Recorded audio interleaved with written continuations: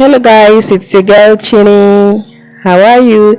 Today I'm going to show us how I make my fresh okra, crunchy okra and ogbono soup. I've washed the meat, the obstacles and the stockfish. I've added some Maggi cubes and salt to taste. I'm not going to be adding any water at this point. I'm just going to stir and allow it cook on its own juice just so it absorbs some of the ingredients I added earlier on. So at this point our meat has partly boiled and I'm adding some fresh pepper. The reason why I'm adding the pepper at this point is for the meat to absorb some of the pepper tastes. Yeah, I'm still not going to be adding water at this point. I'm just still going to cover. You can see the liquid there, it's the meat's original juice, no added water yet. So I was just going to stir, combine to make sure everything is well thoroughly combined. Cover the pot and allow it to cook for some minutes. So at this point I am going to add the liquid, the water that is going to cook the soup. That is the amount of soup we are making.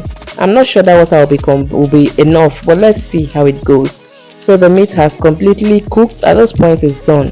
Guys, if today is the first time you're coming across my page, please do well to follow, do well to like and share and comment.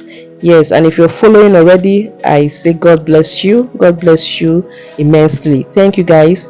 So I still don't know why some people would dissolve their ogbono in red oil or fry. Why is it so? Does it give it an additional taste, or does it make the soup taste better, or maybe I'll have the stretchy stuff?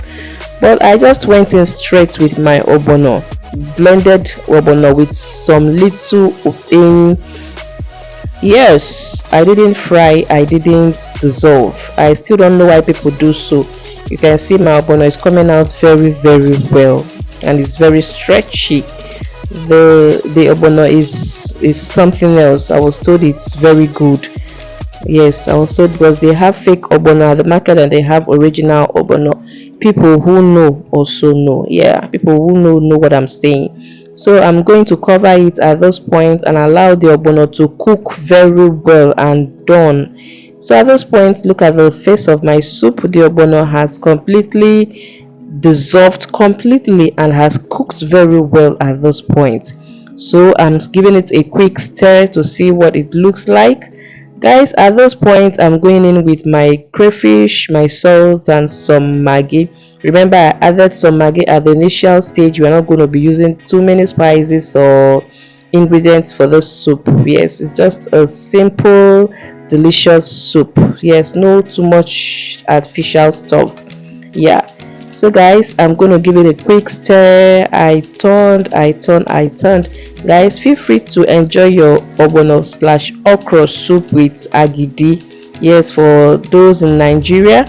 And also, if you're not in Nigeria or in Nigeria, anywhere you are, ogbono soup goes with any kind of swallow. Yes, be it apple, be it garri, be it your semo, your wheat, anything at all. Yes, or your starch. Ogbono is a lover of all swallow. Yes guys, so I'm stirring. Guys, look at the face of my okra. I added some onion, fresh onion. I love to give my okra this big round shape. I didn't use my food processor to give it these tiny cuts. No, I had to use my hand, 100% hand cuts. You can see they all have the same shape, round circle shape, and it makes the okra, yes, when you cut big, it makes the okra not to like kind of overcook easily. My ogbono came out so crunchy. I was eating it and I was still having that raw taste.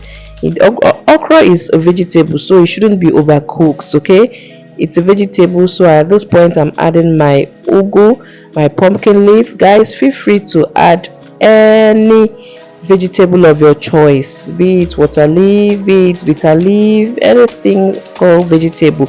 It's completely up to you. Most people will also add utazi to give it this little bitter taste, which is also very good. It tastes also well. Yes, so at this point I'm just going to stir to make sure that everything is well incorporated. Guys, look at the face of that soup. The ogbono is still retaining its green color. I'm not going to be overcooking this for any extra second.